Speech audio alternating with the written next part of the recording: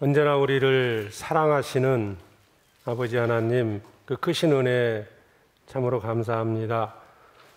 죄악 가운데 살아가다가 영원한 지옥에 갈 수밖에 없었던 저희들, 주님의 그 큰 사랑으로 구원해 주시고 천국에 소망을 주신 은혜 참으로 감사합니다. 우리가 받아야 할 저주와 심판을 주께서 그 십자가에서 대신 받으시고 우리의 모든 죄를 씻어주셔서 값없이 하나님의 자녀 삼아주시고 영생의 소망을 주신 은혜 감사드립니다. 지난 한 주간 동안 주님의 섭리와 은혜 가운데 주님의 말씀을 증거해 주심을 감사합니다.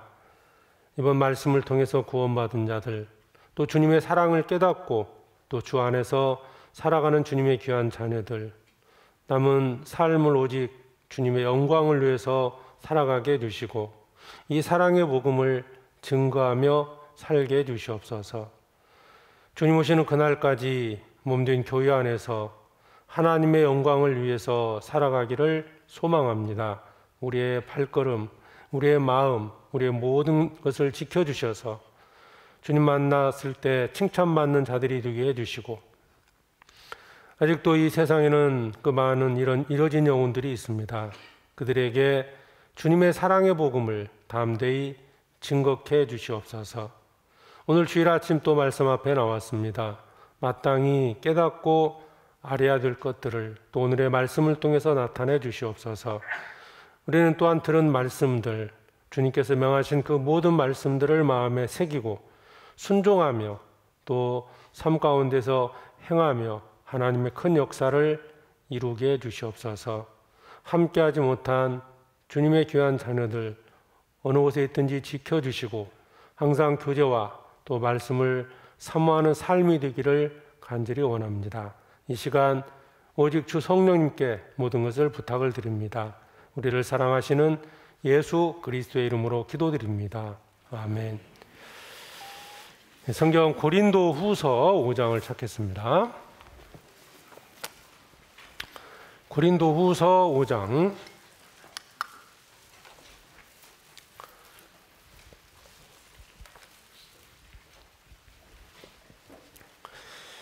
고린도 후서 5장 14절로 15절 말씀입니다.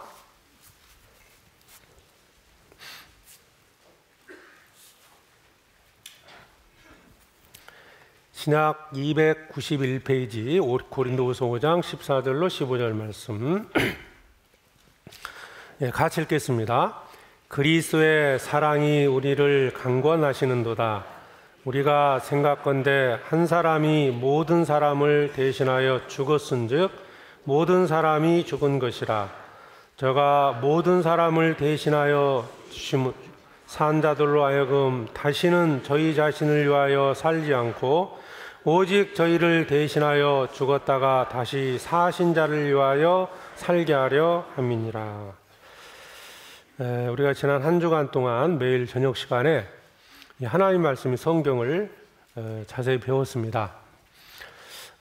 하나님께서 모든 만물을 만드시고 모든 것들을 사람에게 주셨는데요. 그 중에 이제 하나님 주신 최고의 선물이 바로 이제 성경이라고 볼 수 있습니다. 이 세상에 있는 것들을 누리고 살다가 결국 이 세상 것들은 없어지는데요. 하나님께서는 이 성경을 통해서 우리에게 영원한 이 생명을 주셨고 그 영생의 말씀이 성경 속에 있기 때문에 우리는 성경을 듣고 배우는 가운데서 영원한 생명을 얻게 됩니다. 이 성경은 사람을 향한 하나님의 계획서다 이렇게 볼 수도 있고 하나님의 그 사랑의 편지라고 볼 수 있습니다.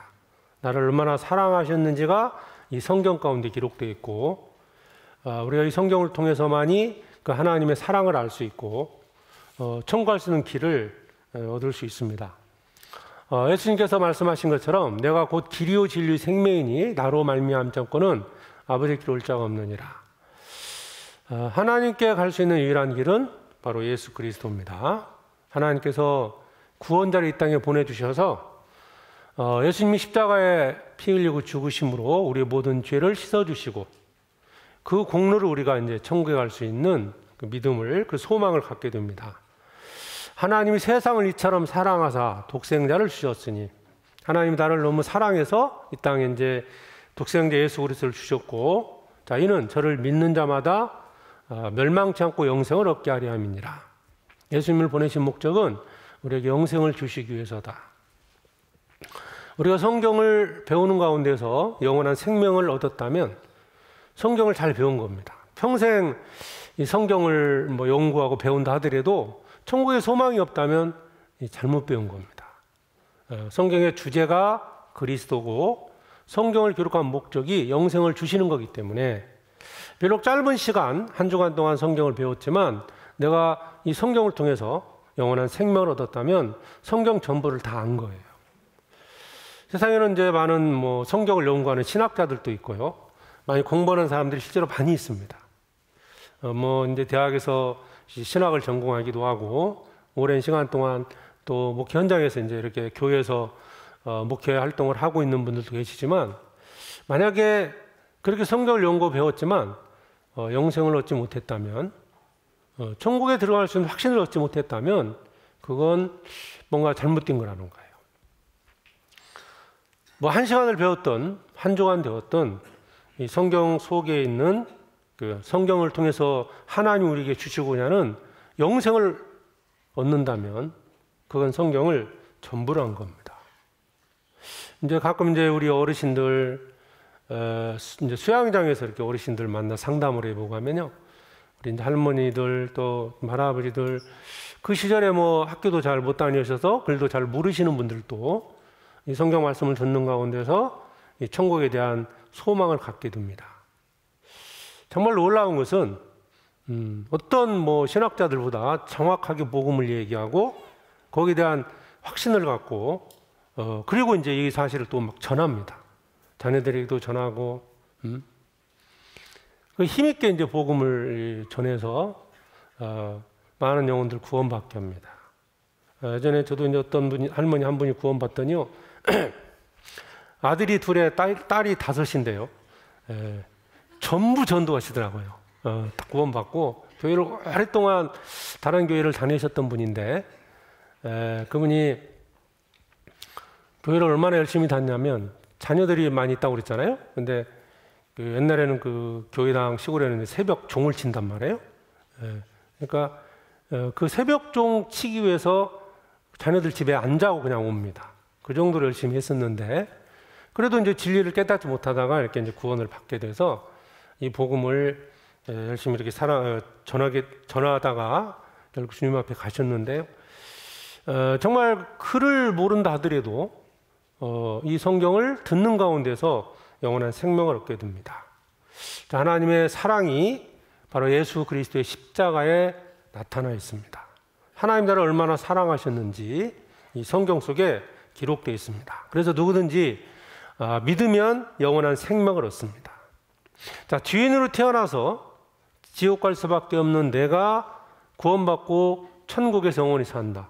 이보다 큰 축복은 없습니다.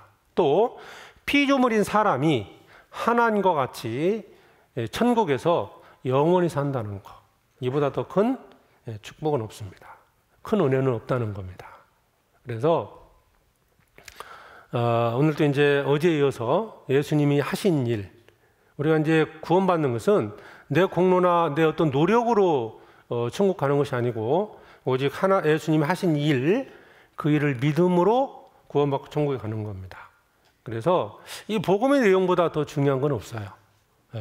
그래서 오늘 이 복음에 대해 잠깐 말씀을 드리고, 구원받은 자들이 남은 이 땅에 사는 동안에 어떻게 살아야 하는지에 대해서 좀 말씀을 드리겠습니다. 여기 이제 고린도서 5장 14절 읽었는데요. 다시 한번 제가 읽겠습니다. 그리스도의 사랑이 우리를 강권하시는도다. 우리가 생각건대 한 사람이 모든 사람을 대신하여 죽었은즉 모든 사람이 죽은 것이라. 자, 그리스도의 사랑이 강건한다. 주님의 사랑이 어떻게 나타났느냐? 우리가 이제 사랑한다 누구한테 이제 고백을 했을 때, 사실 사랑은 말로만 하는 게 아니죠. 그 사랑은 분명히 나타나게 될 때 그 사랑을 깨닫게 됩니다. 그 주님의 사랑은 바로 십자가에 나타나 있습니다. 그래서 여기에 그리스도의 사랑이 우리를 강건하시는도다. 우리가 생각한데 한 사람이 모든 사람을 대신하여 죽었은즉. 여기서 이제 한 사람은 예수님이죠. 모든 사람은 우리 각자입니다. 그러면 왜 주님이 우리를 대신해서, 나를 대신해서 죽으셨냐 이 말이에요. 이것은 죄를 없이 하기 위해서입니다. 지옥 가는 이유는 내가 지은 죄 때문이거든요. 죄가 있었기 때문에 지옥에 가는 겁니다. 우리가 못 배워서 지옥 가는 것도 아니고 공로가 부족해서 지옥 가는 것도 아닙니다. 하나님을 떠나서 지옥 가운데 살았기 때문에 지옥에 가는 거죠. 하나님은 거룩하고 의롭고 선하신 분이다. 그래서 죄인이 함께 할 수 없어요. 그래서 모든 사람이 지옥 갈 운명이 있었기 때문에 그 죄를 없애는 유일한 방법은 생명을 지불하는 거예요. 죄 없는 사람이 죽어야 되는데 이 세상에는 죄 없는 사람이 없습니다. 그래서 하나님이 독생자를 보내주셨고 그 독생자가 바로 예수 그리스도고 예수 그리스도께서 그래서 대신 죽으셨습니다. 육체의 생명은 피해 있음이라 내가 이 피를 너에게 주어 단에 뿌려 너희의 생명을 너희 속하게 하였나니 생명이 피해 있으므로 피가 죄를 속하느니라. 죄가 속해지는, 죄가 용서되는 유일한 방법은 바로 생명이 지불되는 겁니다. 대신 죽는 것 외에는 없어요. 그래서 주님이 우리를 대신해서 십자가에 죽으신 겁니다. 또 이브리서 9장 22절에 보면 율법을 조차 거의 모든 물건이 피로써 정결케 되나니 피 흘림이 없은즉 사함이 없느니라. 피 흘림이 없은즉 사함이 없다. 즉 피는 생명이라고 그랬죠. 대신 죽지 않고는 죄는 용서가 되지 않습니다.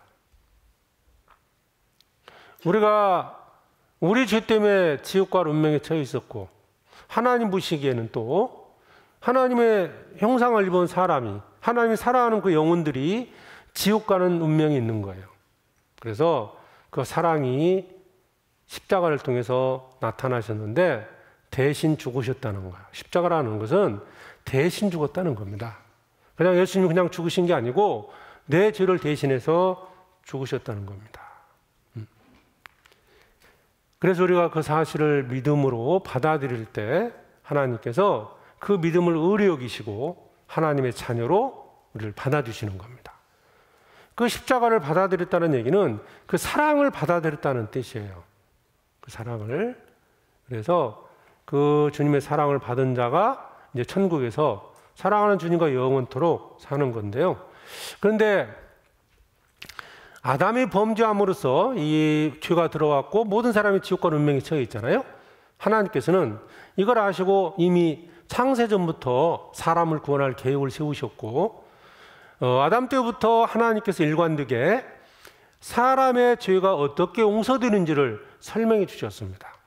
성경 전체는 죄가 어떻게 용서되고 그리고 그 죄인을 구원하기 위해서 예수님을 보내주시고 그리고 예수님께 하신 일을 기록한 것이 성경입니다. 그러니까 이 최초로 이 사람이 죄를 범한 사람이 아담이죠. 아담이 죄를 범했을 때, 불순종했을 때 하나님께서 어떻게 용서하셨는지 그리고 이스라엘 백성들은 여호와의 증인으로 부르심을 받은 자들입니다. 그들에게는 여러 가지를 위해서 목적을 가지고 이스라엘을 선택하셨는데 뭐 증인으로서 또 본보기로서 그리스도가 오실 통로로서 이런 많은 것들을 선택한 목적이 있지만 또 그 중에 한 가지가 바로 죄가 어떻게 용서되는지를 이스라엘 백성들을 통해서 이미 보여주신 겁니다. 두 가지 구약성경의 사례를 통해서 대신 죽는다는 것이 어떤 의미인지를 말씀을 드리겠습니다. 창세기 2장 17절을 보죠.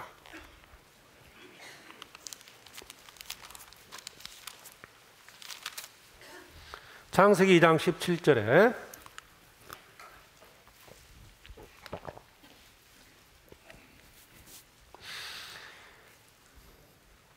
선악을 알게 하는 나무의 실과는 먹지 말라. 네가 먹는 날에는 정령 죽으리라 하시니라. 자, 하나님께서 사람을 만드셨어요. 아담을 만드시고 사람에게 주신 첫 번째 계명이 이겁니다. 선악을 알게 하는 나무 실과를 먹지 마라. 먹지 말라. 이 하나님의 말씀을 범함으로써 이제 아담은 그 영혼이 죽게 됐다. 이다가 말씀하고 있죠. 정령 죽으리라. 육신의 사망도 왔고 영혼이 죽었다는 의미는 하나님과 관계가 끊어졌다는 거예요. 자, 죄가 들어왔습니다. 그 죄의 결과 결국 사람은 심판받고 지옥과 운명에 처해 있었는데, 그러면 이 죄가 어떻게 용서되느냐? 아담 때부터 첫 번째 계명을 어겼던 아담에게 죄가 어떻게 용서되는지를 이 성경을 통해서 미리 보여주신 겁니다. 창세기 3장 6절 보시죠. 그 계명이 있었는데 6절에 여자가 그 나무를 본 적 먹음직도 하고 보암직도 하고 지혜롭게 할 만큼 탐스럽게도 한 나무인지라. 여자가 그 실과를 따 먹고 자기와 함께한 남편에게도 주매 그도 먹은지라. 결국 하나의 명령은 틀림없이 기록된 대로 이루어집니다. 먹는 날은 정령 죽으리라. 결국 죽었습니다. 훗날 아담도 죽고 하와도 죽고 결국 그 영혼이 죽어서 영원한 지옥에 갈 운명이 있었는데, 주님께서 이 죄를 어떻게 용서하시느냐? 3장 21절입니다. 여호와 하나님이 아담과 그 아내를 위하여 가죽옷을 지어 입히시니라. 자, 가죽옷이 나옵니다. 가죽옷. 이 앞부분에 보면 이 아담과 하와는 자신의 이제 죄가 들어오는 순간 이게 이제 자기의 수치가 보이고요. 그래서 이제 무화과나무 잎으로 옷을 해 입었다 그랬어요. 이건 뭘 의미하냐면 자기의 수치를, 자기의 죄를 자기의 인위적인 어떤 행위로서 이제 가리우려고 했죠. 그러나 이것은 가리울 수 없다. 그래서 하나님께서 그 수치를 가려주기 위해서 가죽옷을 입히셨는데, 자, 가죽옷이다 하려면 짐승이 죽어야 돼요. 이미 창세기 3장에서 이 복음이 계시되어 있는 거예요. 이 성경은 우연히 어쩌다 저절로 써진 책이 아닙니다. 사람의 생각으로 쓸 수 있는 게 절대 아니라는 거예요. 이미 창세기서부터 하나님께서 어떻게 구원하실지 그런 구원의 계획이 계시되어 있는 겁니다. 여기에 가죽옷을 지어 입히시니라. 이는 짐승이 죽는 것처럼 훗날 예수 그리스도가 죽으심으로 우리 죄가 용서되는 것을 우리한테 그림자로 보여주셨습니다. 우리를 구원하기 위해서 주님이 십자가에 죽으셨습니다. 아담 하와가 가죽옷을 입은 것처럼 우리도 예수님이 죽으시고 나서 우리에게 구원의 옷을 입혀주시는 거예요. 구원의 옷. 이사야서 61장입니다.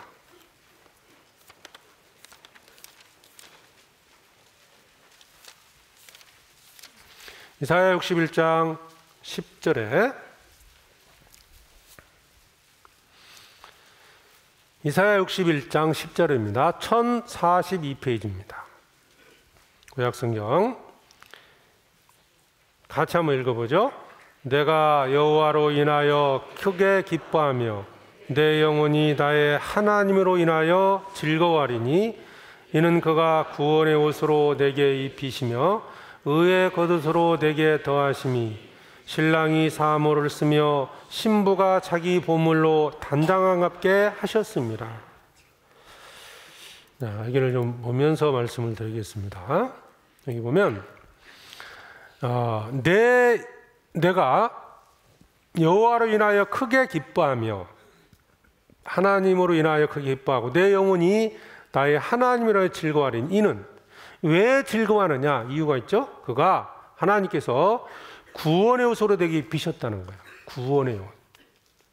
자, 가죽옷이 입혀지려면 짐승이 죽는 것처럼 이 구원의 옷이 입혀지려면 예수님이 죽으셔야 돼요. 그래서 죽으신 겁니다. 내 죄 때문에 예수님이 죽으신 거예요. 내 죄를 없이 하려고.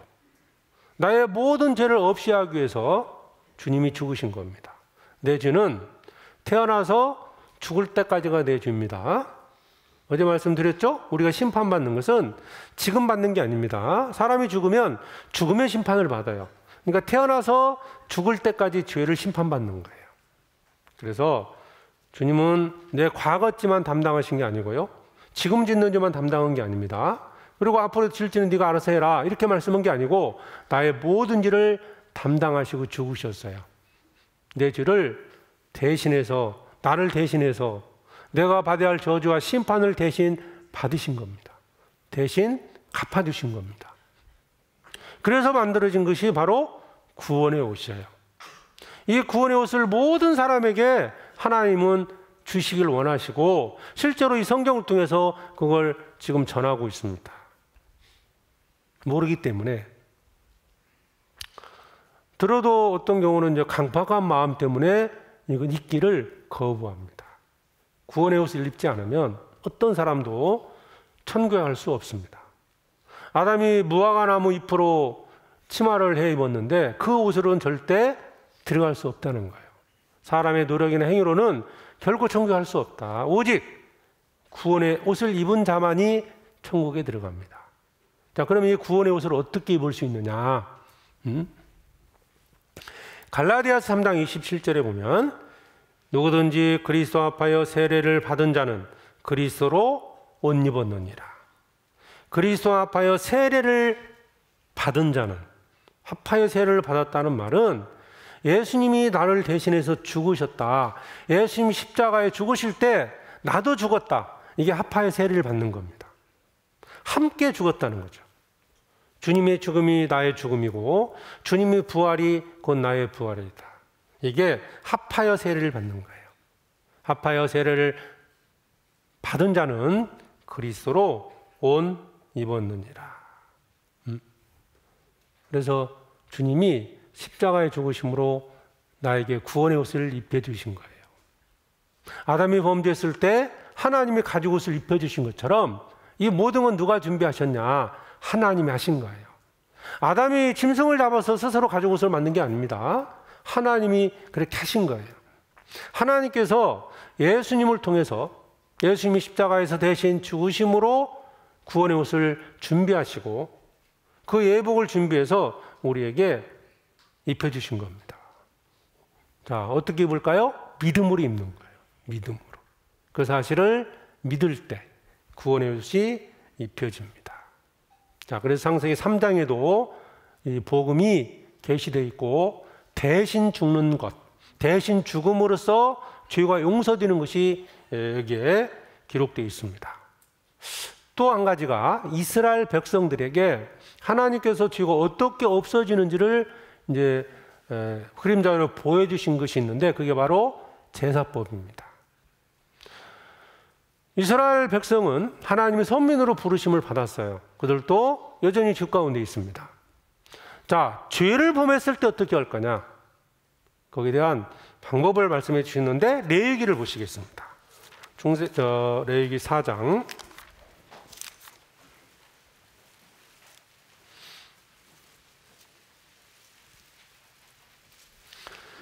레위기 4장 27절입니다.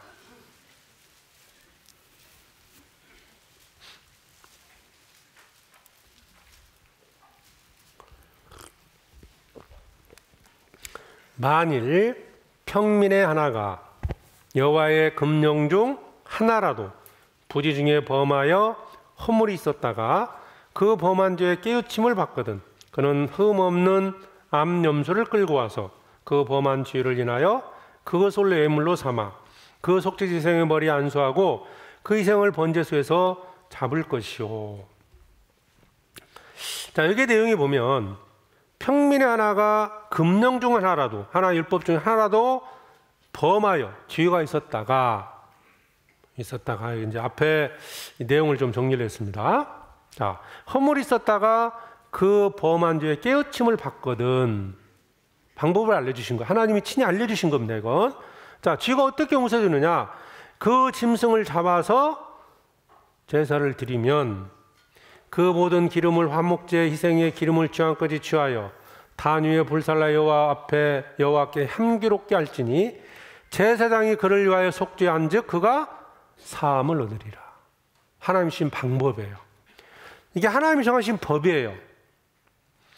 사람이 죄를 범했을 때 짐승을 잡아서, 짐승 잡는 것은 결국 피가 흘려지는 거죠. 그 피를 하나님께 드림으로써 증거로 삼는 거예요. 짐승이 이 평민한 사람을 대신해서 죽었다. 이 증거가 피입니다. 피. 그래서 피를 가지고 이제 하나님께 드림으로써 죄가 용서되는 겁니다. 그 방법을 설명해 주신 거예요. 물론 이 레위기에 나오는 제사법은 상당히 이제 많은 내용들이 있는데 뭐 간략하게 설명하면 이렇습니다. 또 그가 만일 어린 양을 속죄 제물로 가져오려거든, 이제 양을 이제 제물로서 드리기도 하고요. 마찬가지입니다. 범한 죄에 대하여 그를 위하여 속죄한즉, 그 범한 죄에 대하여 속죄, 죄를 갚는 방법을 설명한 거죠. 뭘 드렸냐? 양을 드렸어요. 그러면 사함을 얻으리라, 용서를 받았습니다. 이걸 이스라엘 백성들에게 보여주셨어요. 그리고 하나님이 약속을 하십니다. 짐승이 사람이 죄를 범했기 때문에 사람이 대신 죽어야 된다. 그런데 죄 없는 사람이 없다. 죄 없는 사람이 오실 때까지 이걸 하라는 거예요. 그래서 이스라엘 백성들은 이제 이 말씀대로 제사를 지냈는데, 자, 이스라엘이 민족적으로 죄를 용서받는 날이 있어요. 대속죄일인데 7월 10일입니다. 1년 동안에 지은 모든 죄를 용서를 받았어요. 이는 레위기 16장에 보면 이는 너희 영원히 지킬 규례라, 이스라엘 자손의 모든 죄를 위하여 1년 1차 속죄할 것이니라.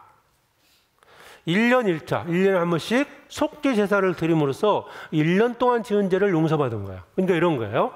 자, 제사를 지냈어요. 하나님의 약속은 그리스도를 보내주겠다. 구원자를 보내겠다. 구원자가 누구냐? 바로 우리 죄를 대신해서 죽어줄 사람을 보내겠다는 거예요. 근데 죄 없는 사람이 되겠죠? 사람의 씨를 받아서는 안 돼요.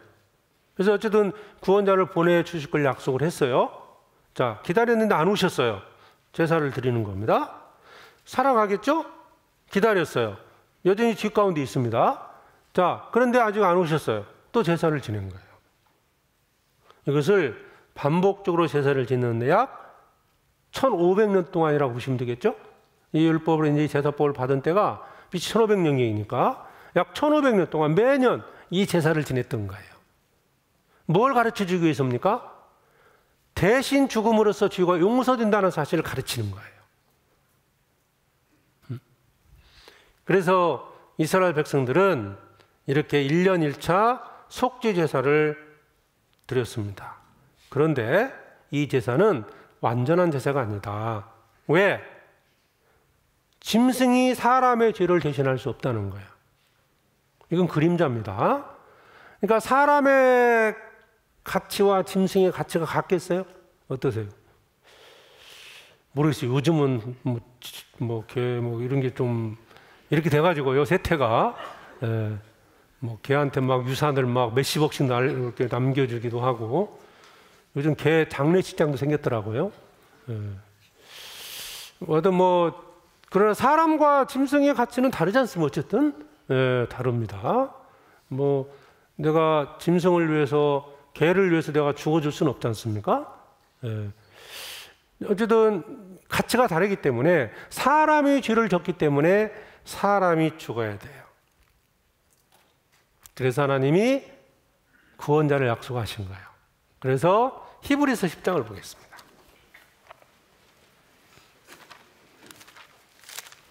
히브리서 10장 1절에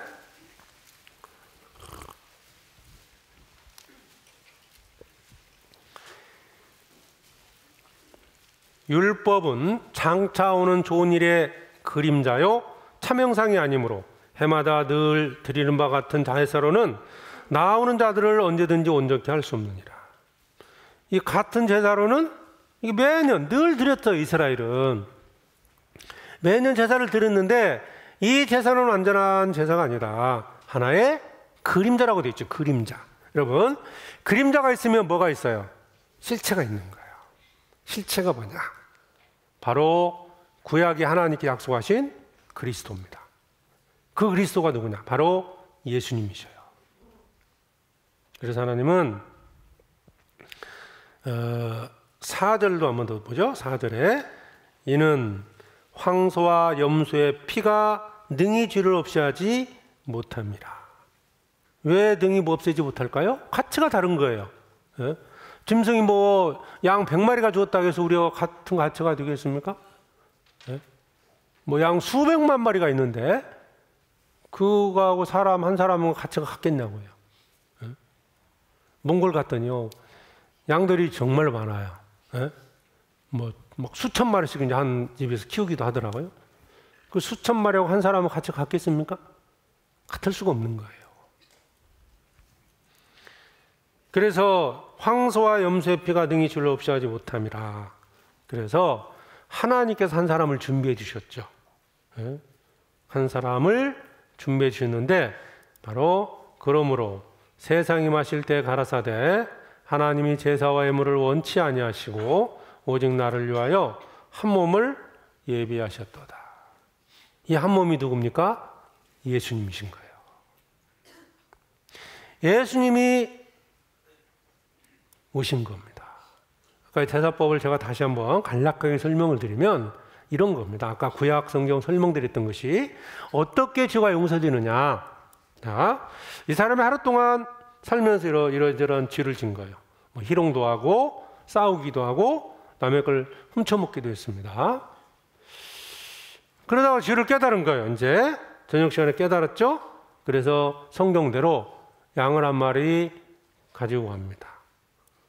제사장 앞에 가서요, 이렇게 이제 안수를 합니다. 성막에 가서 안수를 하면 이 죄가 누구한테 넘어가냐?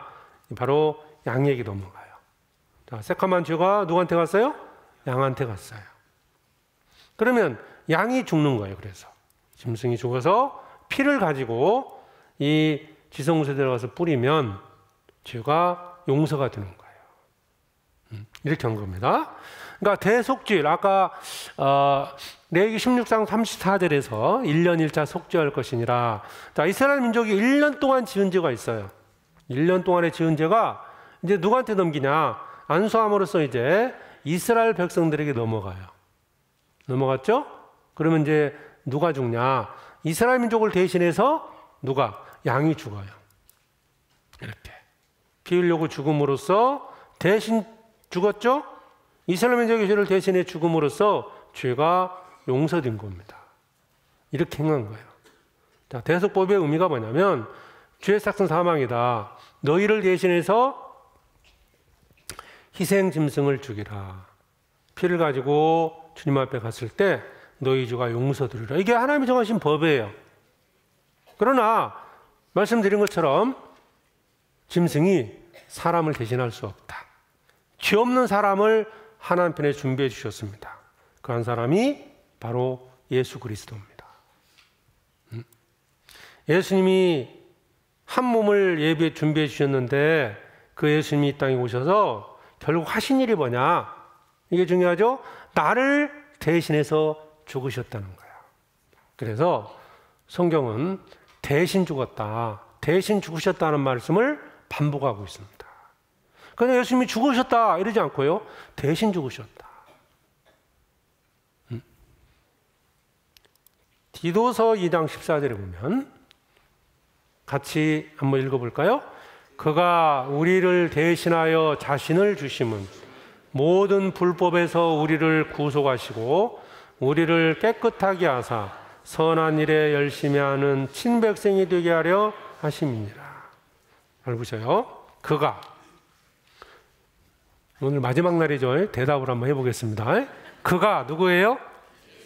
예수님입니다. 우리를 대신하여, 우리의 뭘 대신했어요?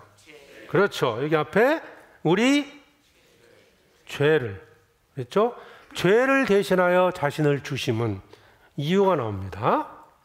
주심은 이유, 항상 이유가 말씀에는 들어있어요. 이 이유를 잘 보셔야 내가 이제 하나님의 말씀을 올바로 깨달을 수 있는 겁니다. 주심은 첫 번째, 모든 불법에서 우리를 구속하시고 우리를 깨끗하게 하사. 두 번째는 죄를 용서하시는 거예요. 깨끗하게 하는 겁니다. 구원해 주는 거예요. 예? 값을 지불하고 우리를 건져주신 것이 구속입니다. 예수님을 희생해서 우리를 지옥 가는 문에서 건져주신 거예요. 첫 번째는 이거죠. 두 번째, 선한 일에 열심히 하는 친백성이 되게 하는 것이다. 선한 일에 열심히 하는 백성, 깨끗하게 하는 것, 두 가지가 들어있어요.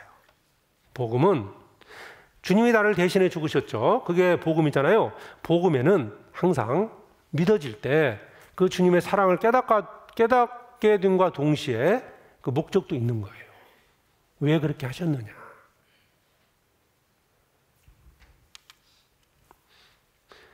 디도서 2장 14절 이렇게 말씀하고 있고, 고린도후서 5장 21절에도 하나님이 죄를 알지도 못하신 자로 우리를 대신하여 죄를 삼으신 것은, 자, 은자가 또 붙었죠? 이유입니다. 우리를 대신하여 죄를 삼으신 것은 우리로 하여금 저희 안에서 하나님의 의가 되게 하렵니다. 하나님의 의가 된다는 것은 하나님께서 우리를 의롭게 보신다는 의미예요. 그러니까 주님이 우리를 대신해서 뭘 대신했다고 했고요? 여기에 죄죠? 우리 죄를 대신하여 죽으셨다는 겁니다. 또 봅니다. 아까 읽었던 말씀이죠? 그리스도의 사랑이 우리를 강권하시는도다. 우리가 생각건대 한 사람이, 예수님 한 사람이 모든 사람을 대신하여. 여기 보면 여기도 똑같은 얘기죠. 모든 사람의 뭘 대신했습니까? 죄입니다. 그렇죠? 나의 죄를 대신하여 죽었다. 피 흘림이 없은즉 사함이 없다. 피가 죄를 속하느니라. 죄를 없이 하기 위해서 주님이 나를 대신해서 죽으신 거예요. 그러니까 지옥 가는 이유는 죄였습니다. 그 죄를 없이 하기 위해서 이 땅에 예수님이 오셨고, 예수님은 나의 죄를 대신해서 죽으신 거예요. 그래서 모든 사람, 여기 보세요. 모든 사람을 죄를 대신해 죽었은 즉 모든 사람이 죽은 것이라. 그러니까 모든 사람의 죄를 담당하고 죽었기 때문에 모든 사람이 죽은 걸로 보는 겁니다. 하나님이 이렇게 보시는 거예요.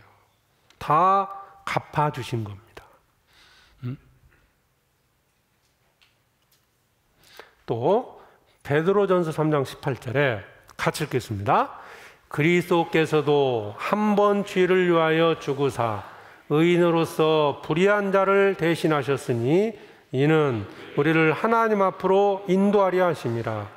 육체로는 죽임을 당하시고 영으로는 살리심을 받았으니. 자, 그리스도 예수님이죠. 한 번 죄를 위하여 죽으사 의인으로서 불의한 자의 뭘 대신했어요? 죄입니다. 나의 죄를 대신하셨으니 이는 또 이유가 설명되어 있죠. 왜 죽으셨느냐? 우리를 하나님 앞으로 인도하려 하십니다. 우리를 천국 보내려 그렇게 하셨다고 말해요. 그러니까 예수님이 십자가에 죽으신 건 명백한 사실이고, 그 주님이 나를 대신해서 죽은 것이 틀림없는 사실이기 때문에 이 사실을 믿는 자가 영원한 생명을 얻는 겁니다. 이게 바로 예수님이 하신 일이에요. 하나님 편에서 이렇게 하신 거예요. 모든 사람을 하나님 앞으로 인도하기 위해서, 천국으로 보내기 위해서 독생자를 보내셔서 대신 죽게 한 거예요. 그러면 누가 이제 천국에 가느냐? 누가 천국에 가느냐? 어제 찾았던 말씀이니까요. 자, 같이 한번 읽어보죠.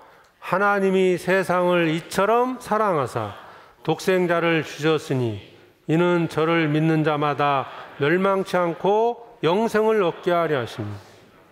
하나님이 세상을 이처럼 사랑했다. 나를 이렇게 사랑했죠? 그래서 독생자, 바로 예수님을 보내주신 겁니다. 주셨어요. 십자가에 내주신 거예요.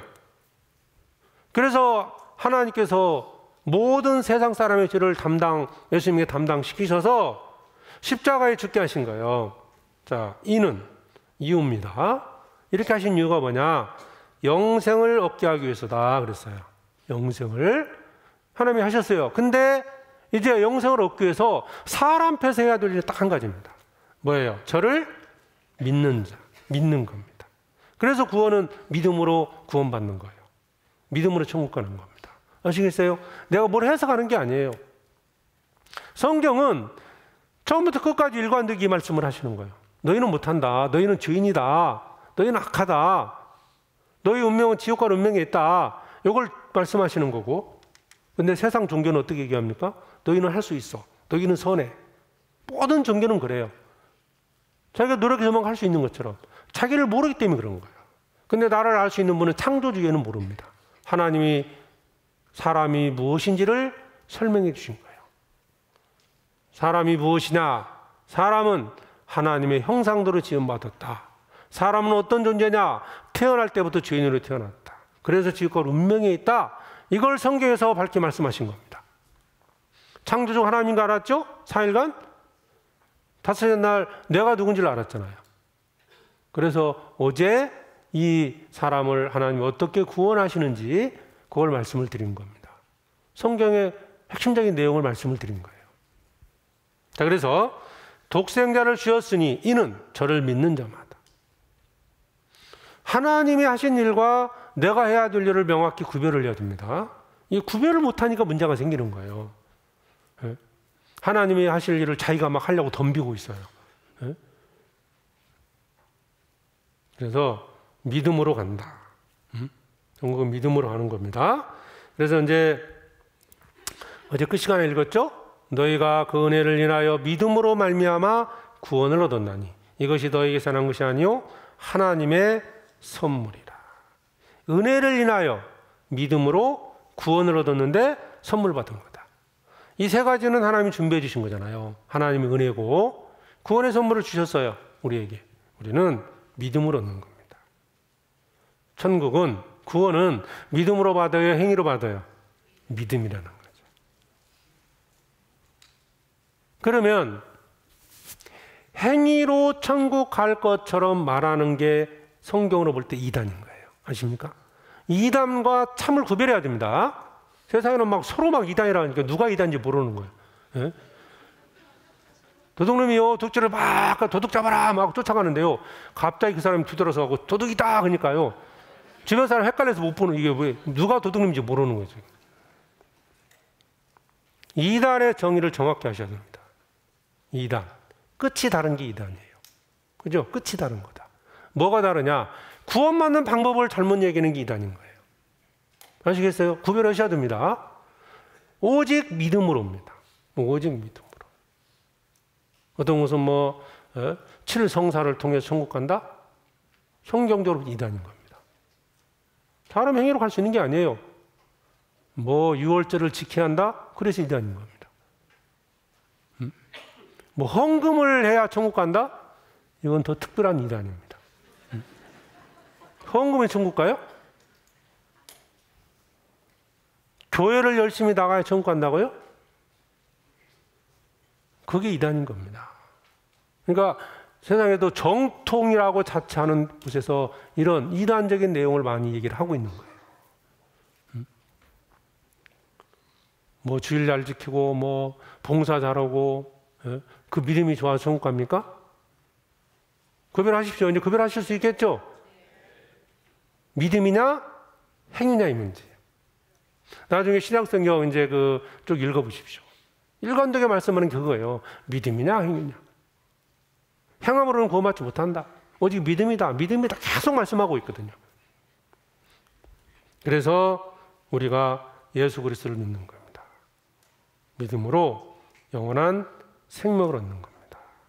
그럼 우리가 딱 믿을 때 주어지는 세 가지 축복이 있어요. 로마서 4장입니다.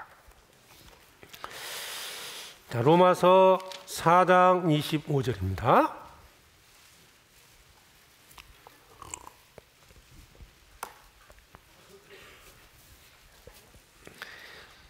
예수는 로마 4장 25절에 예수는 우리 범죄함을 위하여 내어줌이고 또한 우리를 의롭다 하심을 위하여 살아나셨느니라.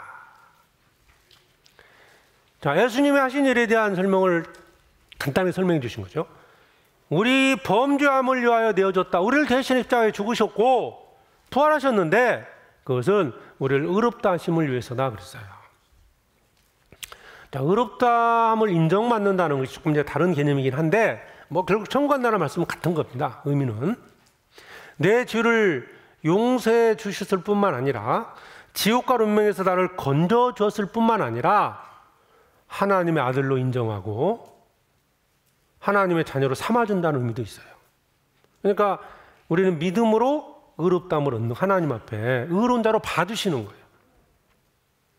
그러면 우리가 복음을 믿을 때, 예수님의 하신 일을 믿음으로써 구원받을 때, 아까 세 가지 축복이 있다고 그랬죠?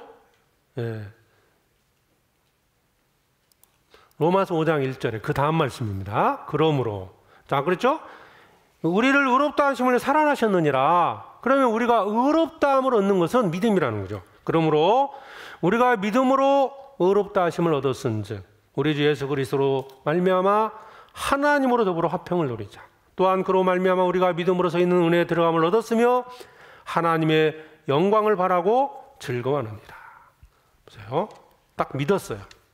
예수님이 하신 일을 딱 믿는 순간 하나님과의 관계가 화평의 관계로 바뀐 거예요. 믿기 전에는 하나님은 재판장이고 나는 죄인이었습니다. 두려운 존재였어요. 하나님이. 그런데 믿을 때 하나님이 나를 아들 삼아 주셨죠? 그래서 화평을 누리자. 이건 과거로 끝난 거예요. 이미. 딱 관계가 바뀐 거예요. 하나님을 더 이상 두려울 이유가 없는 겁니다. 감사하고 그 은혜에 대해서 너무너무 감사하죠? 자, 이 믿는 순간 그날이 언젠가는 다 있겠죠? 제가 언제 구원받다고 그러세요? 어제요? 다 잊어버렸죠?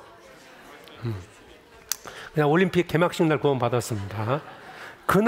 그날부터 저는 하나님과 화평 관계에 맺어진 거예요. 더 이상 하나님을 뭐 지옥 가는 것 때문에 두려울 이유가 없는 거예요. 그리고 그때부터 이제 하나님의 은혜 속에 사는 겁니다.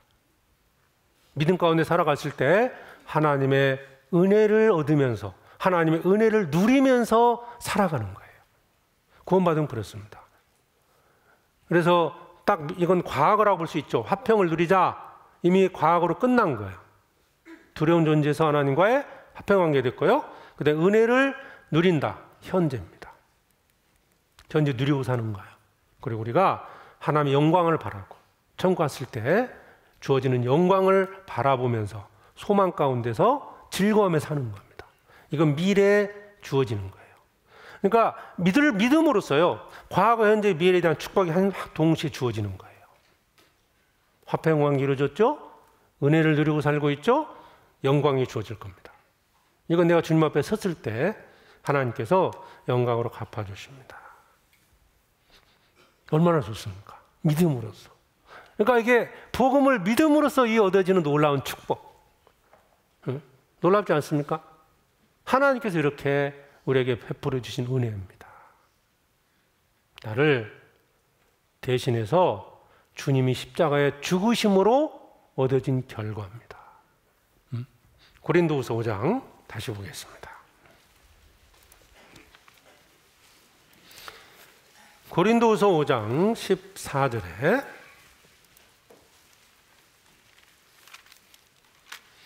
앞에 보면서요. 아까 찾았던 말씀이니까요. 설명을 드리겠습니다.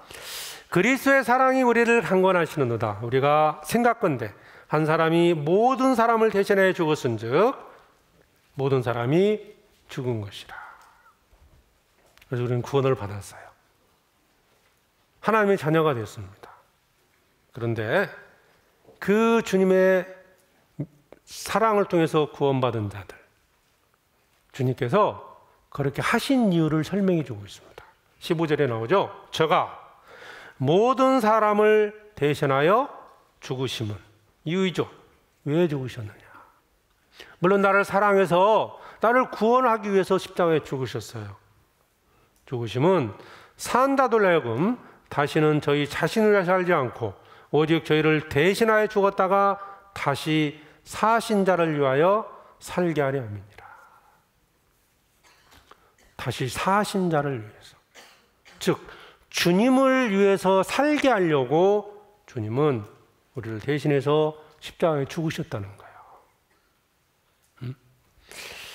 이건 이제 사랑과 관련되어 있는 거예요. 우리가 이제 복음을 들었잖아요. 그 복음에는 뭐가 들어있느냐? 주님의 사랑이 들어있습니다. 사랑을 나타냈어요. 나타내는 걸로 끝날까요? 한번 여쭤볼게요. 부부간에 사랑을 하는데 내가 아내만 막 사랑을 나타냈어요. 그 나타내는 걸로 끝날까요? 사랑받기 원할까요? 아내한테 사랑받기 원해요? 원하지 않아요? 원하잖아요. 물론 그걸 목적으로 하는 건 아닐 수도 있어요. 그냥 좋으니까 사랑하는 거예요. 근데 사랑을 받게 되면 그와 동시에 자신도 나를 사랑하는 자를 위해서 살고자 하는 마음이 생기는 거예요. 이건 지극히 자연스러운 겁니다. 지금 그걸 설명하고 있어요.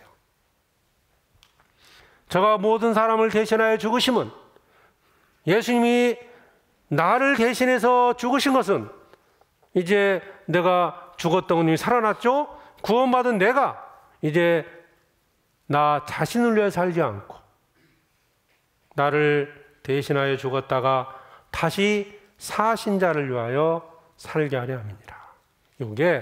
이게 주님의 사랑을 깨달은 자가 마땅히 행할 일입니다. 그게 여기 보세요. 그리스도의 사랑이 우리를 강권하시는도다. 신앙생활은 그리스도의 사랑에 끌려서 사는 생활이 그리스도의 신앙생활이에요. 어거지로는 게 아닙니다. 혹시 이 자리에 지금 억지로 오신 분 계세요? 교회 나오기 싫은데 억지로 오신 분 계십니까? 믿음을 돌아봐야 돼요. 집마다 저녁마다 집에 들어가는 것이 막 억지로 힘들어서 들어가는 분 있습니까? 그럼 부부관계에 문제가 있는 거예요. 그러지 않습니까? 그리스도의 사랑이 우리를 강권하시는도다. 주님의 사랑에 끌려서 우리는 가는 거예요. 그게 십자가의 능력이고 복음의 능력입니다. 히브리서 9장을 찾겠습니다. 히브리서 9장 13절에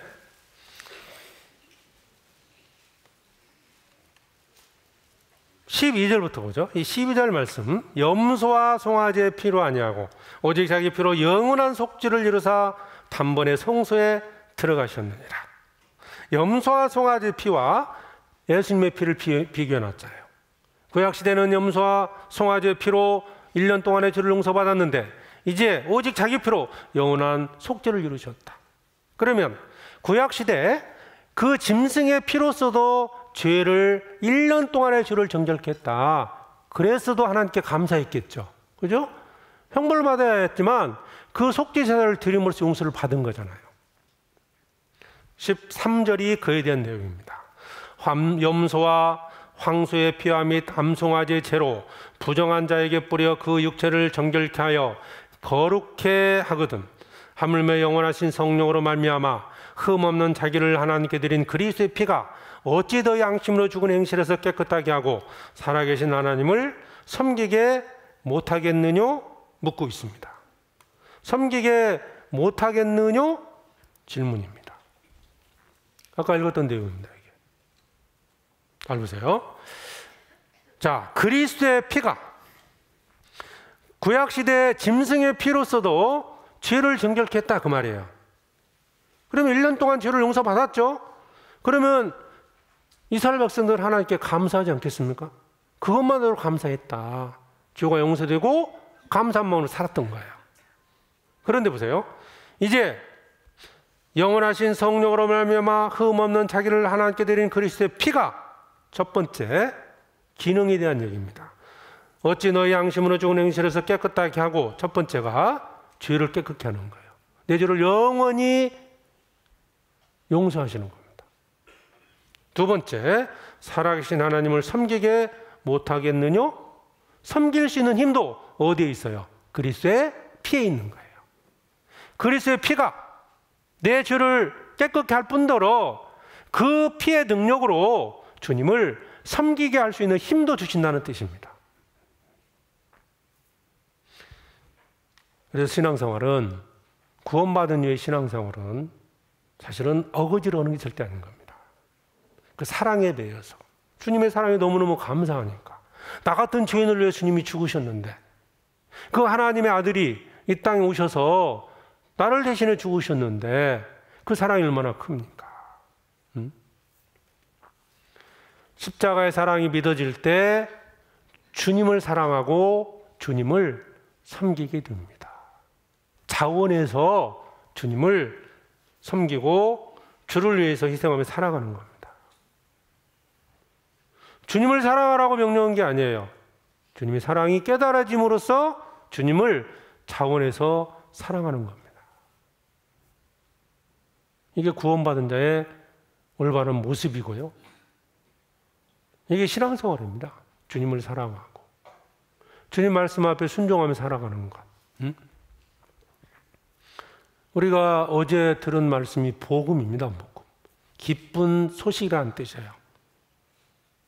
지옥과 운명에 있는 사람에게 내 죄가 영원히 용서됐다는 그 사실보다 기쁜 소식이 어디 있겠습니까? 골로새서 1장을 찾겠습니다.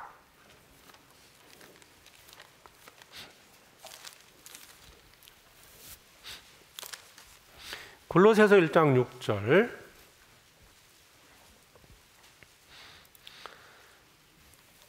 이 복음이 이미 너에게 들음에, 자 5절부터 읽어보겠습니다.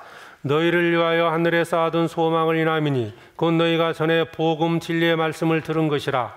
이 복음이 이미 너희 기름에 너희가 듣고 참으로 하나님의 은혜를 깨달은 날부터 너희 중에서 같이 또 하나 온천하에서도 열매를 맺어 자라는도다.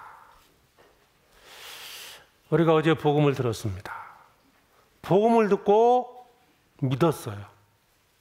복음을 깨달았다라고 하는데요.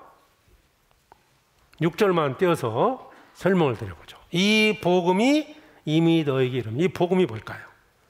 바로 이제 십자가입니다. 예수님이 하신 일. 이 복음은 바로 예수님이 하신 일이 복음이죠. 나를 위해서 십자가에 죽으심으로 내 죄가 영원히 용서된 거예요. 이게 복음입니다. 내 죄를 기억지 않겠다. 다시 죄를 위하여 제사 드릴 것이 없느니라. 사하셨은 적 용서했기 때문에 이제 죄 때문에 걱정할 것 없다 라고 말씀을 하셨습니다. 이게 복음이에요. 자, 이 복음이 이미 너에게 이름에 너희가 듣고 들었어야지. 들었죠? 참으로 하나님의 은혜를 깨달은 날부터 너희 중에서 같이 또 하나 온천에서 열매를 맺어 자라는다. 자라고 열매 맺는 게 신앙생활이에요. 그런데요, 여기 중요한 게 하나가 있습니다. 자, 복음을 깨달았어요? 은혜를 깨달았어요? 여기 내용을 보세요. 복음을 깨달았습니까? 은혜를 깨달았습니까? 이게 얼버무려 여기 나오잖아요. 복음을 깨달았어요? 은혜 깨달았어요? 은혜 깨달았잖아요. 이 복음이 이미 너희 이름에 너희가 듣고 참으로 하나님의 복음을 깨달은 날부터 이렇게 않고 왜 은혜라고 했을까요? 복음 속에는 은혜가 들어있습니다. 그죠? 복음에는 하나님의 은혜가 들어있는 거예요. 그러니까 복음의 내용은 이거잖아요. 예수님이 나를 대신해 죽으셨다. 십자가 하나의 사건일 수도 있죠. 십자가 속에는 무엇이 들어있습니까? 십자가의 사건을 이해한다고요? 아닙니다. 바로 십자가에는 나에 대한 하나님의 사랑이 들어있는 거예요. 복음 속에는 하나님의 은혜가 들어있습니다. 그래서 복음을 들을 때 그 복음이 은혜로 믿어질 때, 십자가의 사건을 들을 때 그 사랑으로 받아들여질 때, 이게 구원받은 거죠. 그래서 그 사랑의 힘에 끌려서 이제 주님을 섬기는 겁니다. 자라고 열매 맺기 위해서는 반드시 복음이 은혜로 믿어져야 돼요. 십자가, 예수님이 나를 위해 죽으셨다라는 그 사실, 세상에는 한 사건이라고 볼 수도 있겠죠. 그 사건 속에 주님의 사랑이 들어있고 그 사랑이 믿어지게 될 때 자라고 열매를 맺습니다. 이게 구원이잖아요. 많은 사람들이 복음을 듣습니다. 많은 사람들이 예수님이 십자가에 죽었다는 걸 알고 있습니다. 그런데 알았지만 그것이 마음속에 사랑으로 믿어지는 게 아니에요. 그냥 하나의 사건에 불과한 거예요. 그들은 예수님이 십자가에 죽으실 때 많은 무리들이 함께 있었어요. 실제로 그 예수님을 사형 집행했던 빌라도가 있을 수 있고 로마 군인들이 있고, 거기서 비난했던 바리새인들, 유대인들이 있었습니다. 그리고 예수님을 쫓아다녔던 주님의 제자들, 여인들이 있었다고 되어 있습니다. 여인들. 그게 내부를 하면 로마 군인, 바리새인들, 관중들도 있었고, 그 십자가에 죽으실 때, 그 안에서 그 사건을 보면서, 십자가에 죽으시는 모습을 보면서 사랑으로 받아들인 사람이 누굴까요? 그 함께 있던 여인들입니다. 다른 모든 군인들이나 이 사람들은 그냥 하나의 사형 집행, 사건이에요, 사건. 여러분, 예수님의 십자가는 나에 대한 하나님 사랑이 들어있습니다.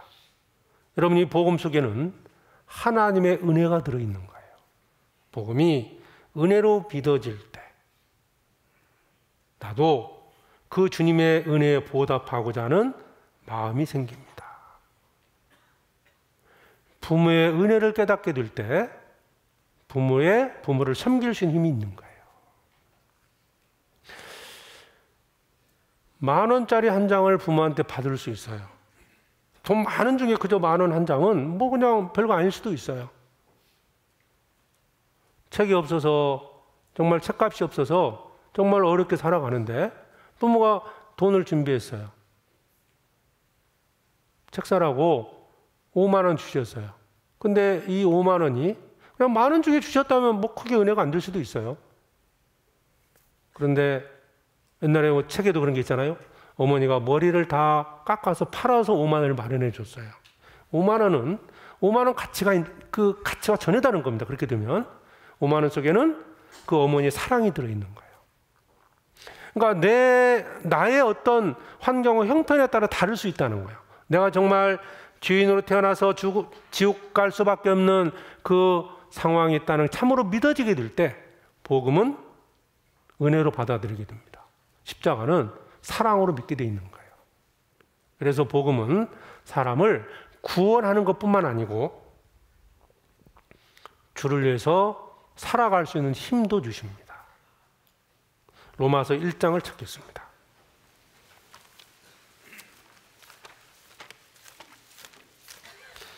로마서 1장 17절입니다.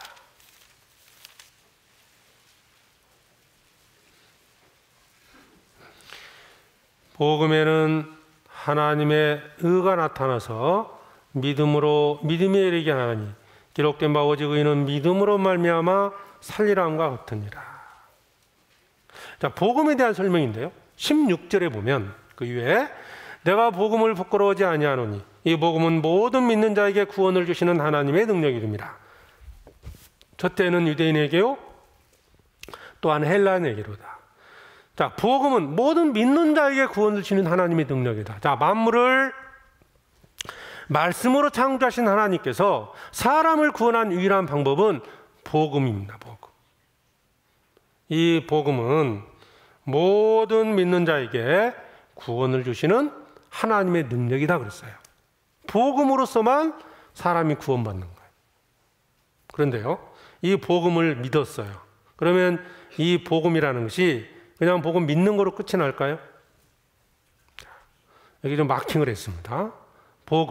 복음입니다. 복음은 믿는 자에게 구원을 주십니다. 그러면 복음이 구원만 받게 하는 거냐? 그렇지 않다는 걸 여기 설명해 주고 있습니다. 복음은 믿을 때 구원을 받습니다. 누구든지 믿으면 구원을 받아요. 그러면 참으로 복음을 듣고 구원을 받게 되면 복음은 하나님이 나타나서 믿음으로 믿음에게 한다. 믿음으로 믿음에 첫 번째 말하는 믿음과 두 번째 말하는 믿음은 다릅니다. 복음에는 하나님이 나타나서 사랑이 들었기 때문에 구원의 믿음을 갖게 합니다. 첫 번째, 그죠? 구원의 믿음을 갖게 하고, 두 번째, 이 믿음은 하나님의 말씀 앞에 순종할 수 있는 믿음을 주시는 거예요. 주님이 나를 이렇게 사랑하셔서 나를 대신해서 십자가에 죽으셨다. 그 사랑이 믿어지기 때문에 이제 주님의 말씀 앞에 순종할 수 있는 그런 믿음을 갖는 겁니다. 그래서 의인은 믿음으로 사는 겁니다. 살아갈 수 있는, 주를 위해 살아갈 수 있는 힘을 복음이 주시는 겁니다. 이게 복음의 능력인 거예요. 내가 복음을 알았어요. 복음 다 듣고 예수님이 내 죄 때문에 죽으셨다며 알았어, 다 구원받았어 하고 빠빠요 갔어요. 구원받은 거예요? 여러분 교회 나와서 지금 우리 안산교회 우리 식구들 생각해 보세요. 내가 그 복음의 능력으로 살고 있습니까? 하나님의 은혜, 주님의 사랑에 붙들려서 주님을 섬기고 있습니까? 아니면 정말 어거지로 나오십니까? 만약 어거지로 나오고 있다면 자신의 믿음을 돌아봐야 됩니다. 이번에 말씀 들은 분 중에도요, 다시 들으면 돼요, 또. 왜? 성경이 진리기 때문에 들으면 확신을 가질 수 있습니다. 그래서 하나님이 나를 사랑하신 사랑이 믿어졌기 때문에 복음이 그거잖아요. 나도 주님을 섬길 수 있는 믿음을 갖게 됩니다. 그래서 구원받은 자들은, 자, 의인은 죄인이었던 내가 의인이 됐죠? 믿음으로 살리라. 믿음으로 사는 거예요. 그 사랑의 힘에 매여 사는 거예요. 부부간에 돈 때문에 삽니까? 사랑 때문에 삽니까? 사랑. 그죠? 그게 정상적인 부부예요. 요즘 하도 세상에 막 각박해지니까요. 예? 이 대답도 뭐 헷갈리나 봐요. 예? 그게 정상 아닙니까? 하나님과 사람의 관계는 사랑 관계예요. 구원받았다는 것은. 주님이 그렇잖아요. 내가 너를 이렇게 사랑한다. 아, 그래요? 주님이 이렇게 나를 사랑하셨네요. 사랑이 믿어졌어요. 그럼 가만히 있을 수 있어요, 이게? 사랑이 믿어졌는데? 그래서 주님의 사랑에 끌려서 사는 겁니다. 자기도 모르게 그냥 따라가는 거예요. 자기도 모르게. 그래서 구원받은 자들은 이제 주님께 나를 드리는 생활. 이게 신앙생활입니다. 주님이 나를 대신해 죽으셨잖아요. 그죠? 그러면 나도 내 몸과 모든 것을 주님께 드려야 하지 않겠습니까? 이게 당연한 거 아니에요? 이 로마서 1장에 믿음으로 산다고 그랬죠? 12장을 보겠습니다. 로마서 12장.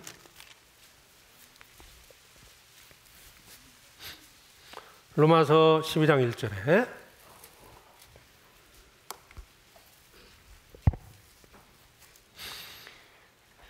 그러므로 형제들아 내가 하나님의 모든 자비심으로 너희를 권하노니 너희 몸을 하나님이 기뻐하시는 거룩한 산 제사로 드리라.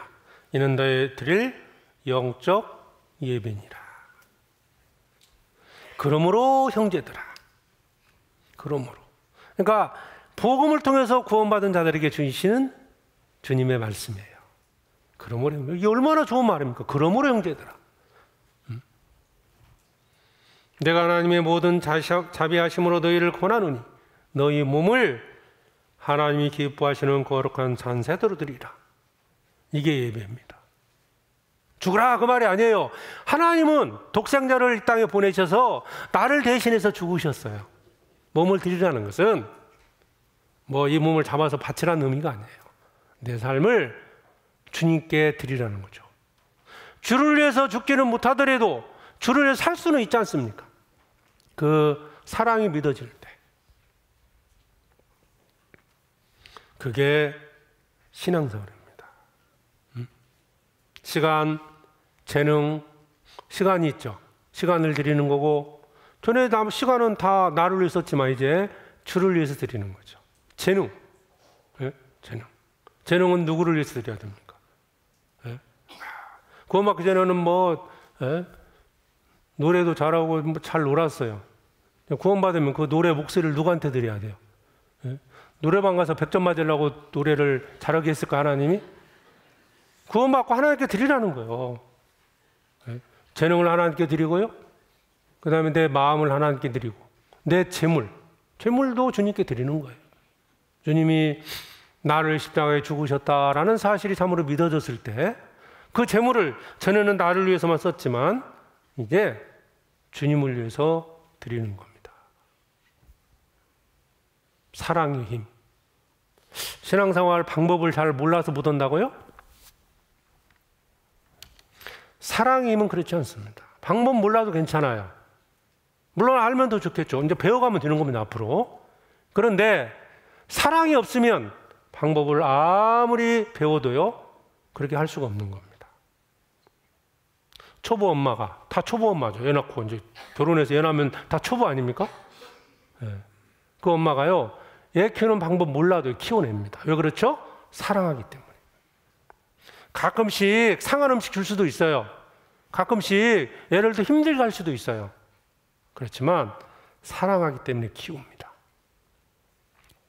그게 실패를 이렇게 거듭해 가면서 점점 알아져 가요. 그래서 애를 키워냅니다. 주님의 사랑을 깨닫고 주님 안에 있으면 굳이 뭐 신앙생활법을 초기에는 잘 모른다 하더라도 서툴어도 그냥 주님을 기쁘게 하기 위해서 무엇인가 하는 거예요. 그 애기 엄마가 이게 좋은지 나쁜지 모르고 그냥 먹일 수 있어요. 탈날 수도 있습니다. 그렇지만 그 행위 자체는 얼마나 예쁩니까? 우리가 교회 안에서 이제 구원받고 주님을 섬기는 것이 그와 같을 수 있어요. 그래서 이제 교회 안에서 이렇게 차츰 배워가야 되는데, 자, 신앙생활을 하기 위해서 이제 어떻게 하는 것이 옳은 거냐? 우리가 이 어제 복음의 말씀을 통해서 구원받았다는 것은 내 영혼이 구원을 받은 건데요. 어쨌든 신앙생활을 위해서는 말씀 앞에 순종하며 살아가야 됩니다. 그럴 때 내가 점점 바뀌어가는데요. 빌립보서 2장을 찾겠습니다.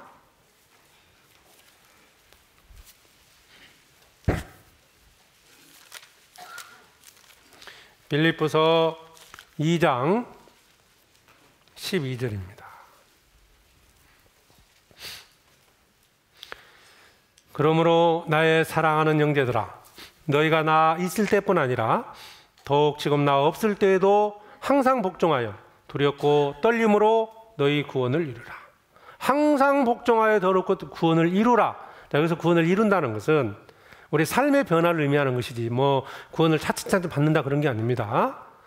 자, 우리의 영혼 구원은 이미 이루어진 겁니다. 이미 예수님이 십자가에 죽으심으로 우리의 모든 죄를 다 처리하셨고 믿는 자가 하나님의 아들이 된 거예요. 구원받는 데는 멸망은 없습니다. 그런데 이 땅에 사는 동안에 점점 주님을 닮아가는 사람으로 바뀌어야 돼요. 그러기에서 표현한 것이 구원을 이룬다고 되어 있습니다. 구원을 이루는 건데, 자, 그런데 방법이 설명되어 있죠. 구원을 이루는 유일한 방법은 항상 복종하는 겁니다. 복종과 순종의 차이가 뭘까요? 순종은 그냥 뭐 자발적으로 하는 거, 복종은요? 어거지라도 하는 거요? 네. 뭐 그런 것도 의미가 맞습니다. 그런데 복종이라는 의미를 좀 더 다른 각도에 생각해 보면 이런 겁니다. 여러분 자동차 운전을 하고 가는데 술 취한 사람이 막 세워달라고 그렇게 막 신호를 보내요. 그럼 서요, 안 서요? 세워줘요? 네. 안 쓰죠? 뭐야 하고 막 피해 갈 겁니다. 네? 그렇죠? 내 선택에 따라서 뭐 쓸 수도 있고 안 쓸 수도 있고, 그건 내 자유에 따라서 결정하는 거예요.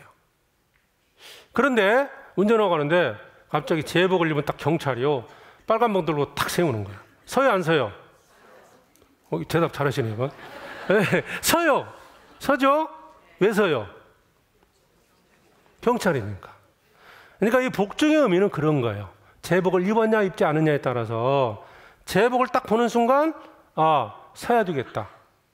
관계 속에서 나오는 것이 복종인 거예요. 그러면 항상 복종을 하고 그랬죠. 그럼 하나님과 우리의 관계는 뭐예요? 하나님은 우리를 구원해주신 하나님이시고, 그러니까 우리는 절대적으로 그 관계 속에서 그 말씀에 무조건 순종해야 할 위치에 있는 거예요. 이게 복종이에요. 관계를 잘 생각해야 됩니다. 예.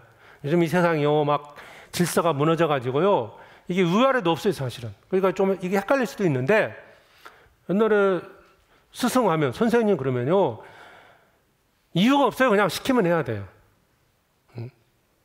부모님 무조건 명령에 복종해야 돼요. 관계가 그렇게 만드는 거예요.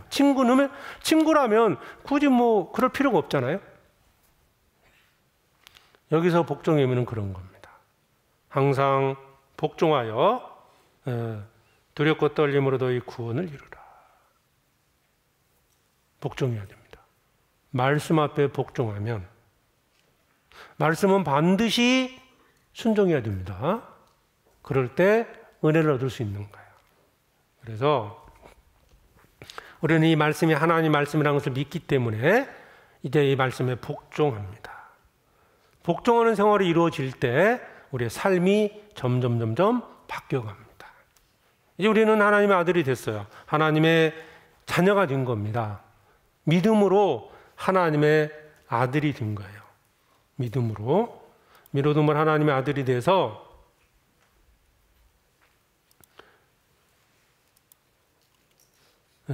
갈라디아서 3장 26절을 보겠습니다.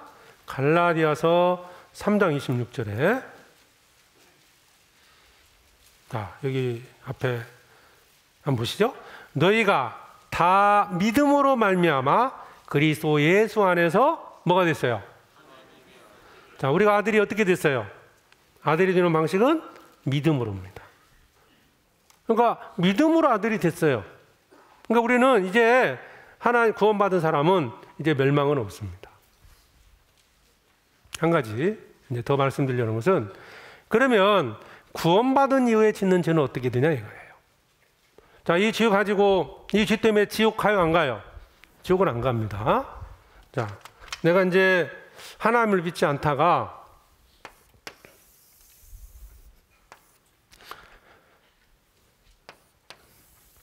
동네 친구 둘이 있었습니다.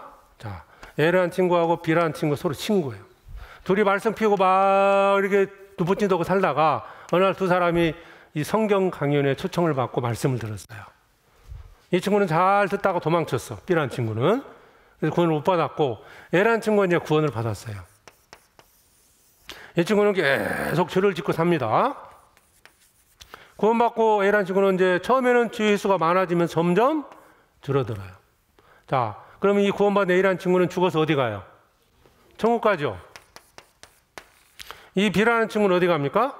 지옥 갑니다. 이 B라는 친구는 이 땅에 사는 동안에 죄를 져도 사실은 하나님께서 그렇게 간섭하지 않습니다. 기다려 주시는 거예요. 구원받기를. 그러다가 끝까지 기다리다가 결국 구원받지 못하고 죽으면 이 죄에 대해서 지옥에서 형벌을 받는 거예요. 그런데 구원받은 사람은, 자, 죄가 다 용서됐죠? 그런데 이 죄를 구원받은 이후에 짓는 죄는 어떻게 되냐 이 말이에요. 천국 가서 벌 받을까요? 그럴 수가 없는 거예요. 그래서 이 땅에서 이제 하나님께서 벌을 내리시는데 이게 징계라는 거예요. 징계가 있습니다. 징계는 있지만 멸망은 없습니다. 징계는 받지만 지옥 가지는 않습니다. 그래서 히브리서 12장을 찾아보시죠.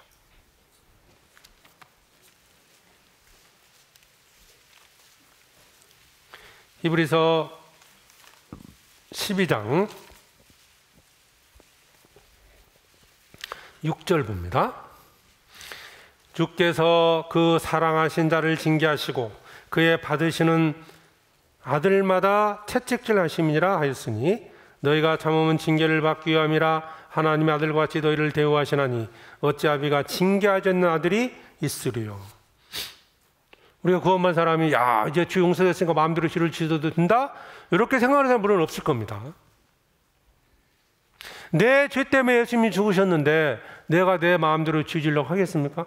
죄를 점점 멀리하게 되어 있습니다. 사랑이 믿어지면.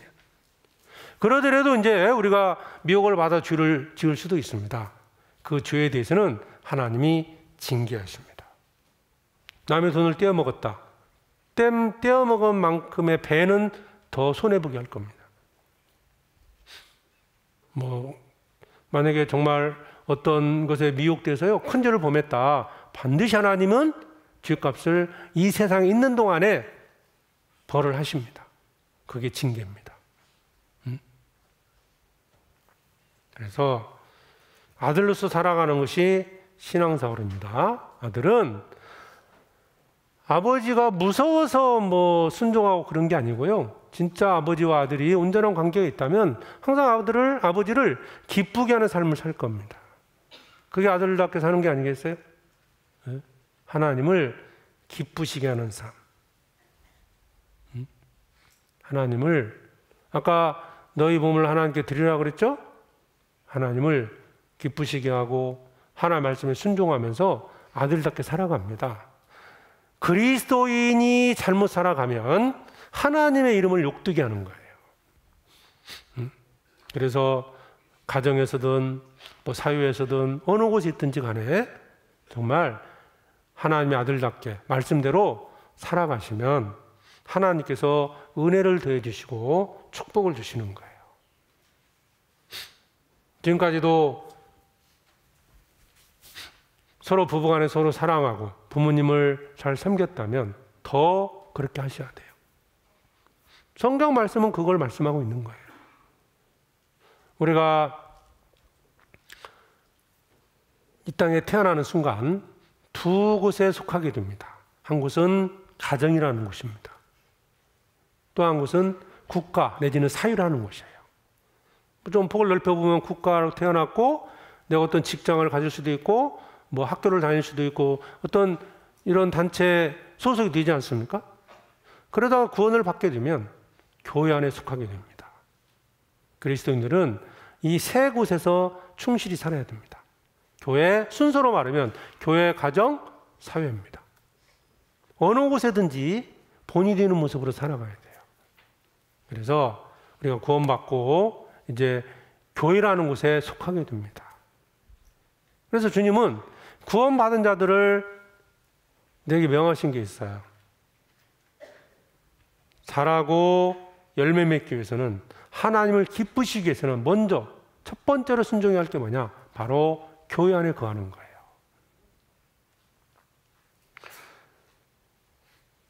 복음을 깨닫고 자라고 열매 맺기 위해서 반드시 필요한 게 뭐냐? 아까 이제 골로새서 한번 찾았는데요. 아까 이제 골로새서 1장 6절에 한번 찾아보시죠.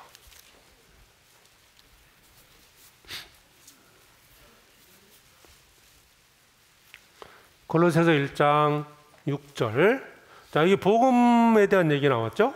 이 복음이 이미 너희 이름에 너희가 듣고 참으로 하나님의 은혜를 깨달은 날부터 너희 중에서와 같이 또한 온 천하에서도 열매를 맺어 자라는도다. 나무를 비유를 했잖아요. 복음을 깨닫고 이제 나무처럼 자라고 열매를 맺게 된다는 거죠. 깨달은 날부터. 그러면 이 나무가 잘 자라고 열매를 잘 맺히기 위해서는 어떻게 해야 되느냐? 이렇게만 말씀하고 끝난 게 아니에요. 자라고 열매 맺기 위해서는 첫 번째는 구원을 받아야 한다는 거죠. 은혜를 깨달아야 됩니다. 두 번째 2장 6절입니다. 골로새서 2장 6절에 그러므로 너희가 그리스도 예수를 주로 받았으니 그 안에 생하되 그 안에 뿌리를 박으며 세움을 입어 교훈을 받은 대로 믿음에 굳게 서서 감사함을 넘치게 하라.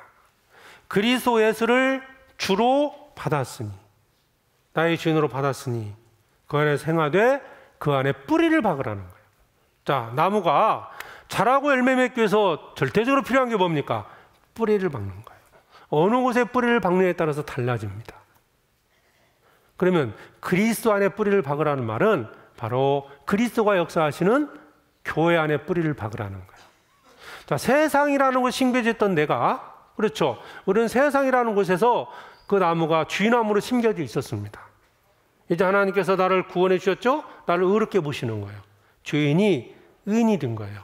이제 이 의나무가, 쥐나무가 쥐를 맺히다가 이제 이 의나무가 어디에 심겨져야 되느냐? 바로 교회에 심겨진다고 말씀하는 겁니다.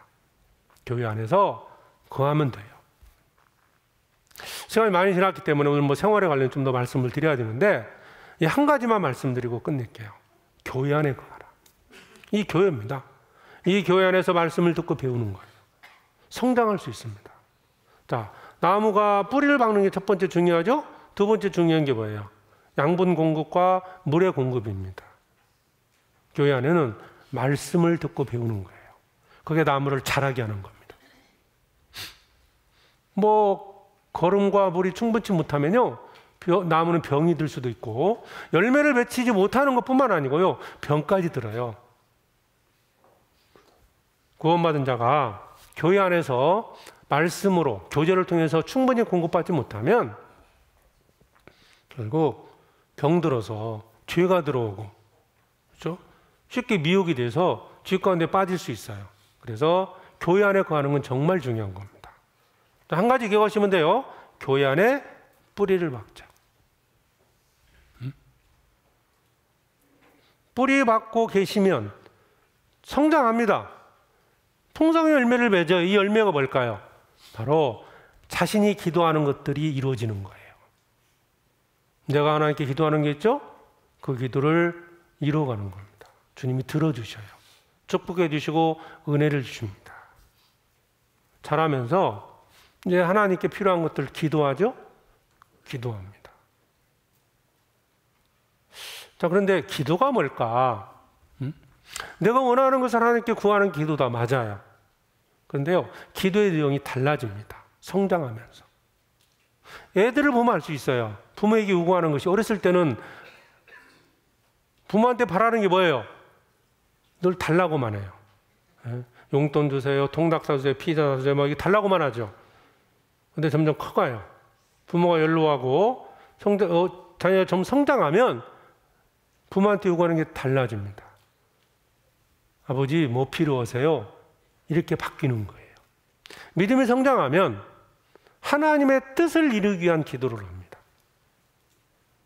그래서 전에는 내가 필요한 것들 하나님께 구하는 게 많았는데, 믿음이 성장하면서 하나님이 원하시는 거, 주님의 뜻이 뭘까? 지금 하나님께서 나를 통해서 하시고자 하는 일이 뭘까? 이런 것들을 찾고 그걸 구하고 그것이 이루어지기 위해서 살아갑니다. 기도할 때 중요한 게 하나가 있습니다. 내가 항상 십자가 밑에서 기도해야 한다는 거예요. 십자가, 그죠? 주님이 나를 사랑해서 피 흘리고 죽으신 것이에요. 십자가는 내가 십자가 밑에서 피를 직접 보면서 바라보고 있을 때 하고요, 먼 발치에서 십자가 모습은 보여요. 주님의 숨소리 들리지 않고 피도 보이지 않아요. 그때 구하는 거하고 십자가 밑에서 구하는 것은 다를 거예요. 평소에 아버지한테 요구하는 것이 많이 있을 수 있는데 자기 필요한 거 구할 수 있어요.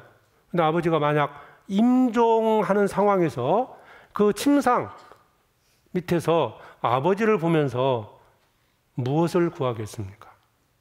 자신이 필요한 거 구할 것 같아요? 아버지 필요한 게 뭡니까? 무엇을 해드릴까요? 이렇게 아마 구하게 될 겁니다. 내가 피 흘리고 돌아가시는 그 십자가 밑에서 주님을 바라본다면 기도하는 내용이 달라질 겁니다. 주님이 원하시는 것, 그 주님의 필요한 것들을 자신이 채워주기를 원할 겁니다. 주님께 묻겠죠. 주님, 무엇이 필요합니까? 주님, 내가 주님을 위해서 무엇을 해야 됩니까? 이런 기도로 바뀌게 될 겁니다. 자, 그래서 우리는 교회 안에 거하는 동안, 거하면서 하나님이 뜻한 것, 나를 통해서 이루시고자 하는 것들을 이루어가야 됩니다. 자, 고린도후서 아까 말씀드렸던 14장 내용 본문 말씀입니다. 저가 모든 사람을 대신하여 죽으심은 산자들로 하여금 다시는 저희 자신을 위해 살지 않고 오직 저희를 대신하여 죽었다가 다시 사신 자를 위하여 살게 하려 함이니라. 우리는 주님이 나를 대신해서 죽으셨습니다. 그 십자가는 그 주님의 사랑, 나에 대한 하나님의 사랑이 들어있습니다. 복음 속에는 하나님의 은혜가 들어있습니다. 그 사실을 참으로 내 마음에서 믿게 될 때, 믿은 자는 이제 주를 위해서 살아갈 수 있습니다. 그래서 열심히 이제 교회 안에서 주님을 위해 사시다가 주님을 만나기를 바랍니다. 기도하겠습니다. 자비로우신 아버지 하나님 감사합니다. 한 주간 집회를 허락해 주시고 또 많은 분들 말씀 앞에 불러주셔서 주님의 사랑의 복음을 증거케 해주심을 참으로 감사합니다. 이번 말씀을 통해서 구원받은 자들, 또 주님의 사랑을 깨닫고 교회 안에 거했던 형제 자매들, 남은 생애 동안 더욱 주님을 위해서 살게 해주시고 이 사랑의 복음을 증거하며 살아가게 해주시옵소서. 하나님께서 이 교회를 통해서 계획한 그 모든 일들이 또 주 안에서 이루어지기를 간절히 원합니다. 특별히 해외에서 복음을 전하고 있는 선교사들, 또 형제 자매들 낭망치 않도록 그 믿음 지켜주시고 항상 함께 해주셔서 주님의 사랑의 복음을 힘있게 증거하게 해주시옵소서. 주님 오실 날이 멀지 않은 이 시대에 살아가고 있습니다. 또 깨어있는 삶을 살게 해주시고 복음을 듣지 못해서 지옥으로 끌려가는 그 많은 영혼들, 그들 앞에 담대히 복음을 전하게 해주시옵소서. 한 주간 동안 이 집회를 위해서 수고한 모든 손길 위에 하나님께서 은혜를 더해 주시고 주님 만나는 그날까지 오직 하나님의 영광을 위해서 살게 해주시옵소서. 우리를 사랑하시는 예수 그리스도의 이름으로 기도드립니다. 아멘.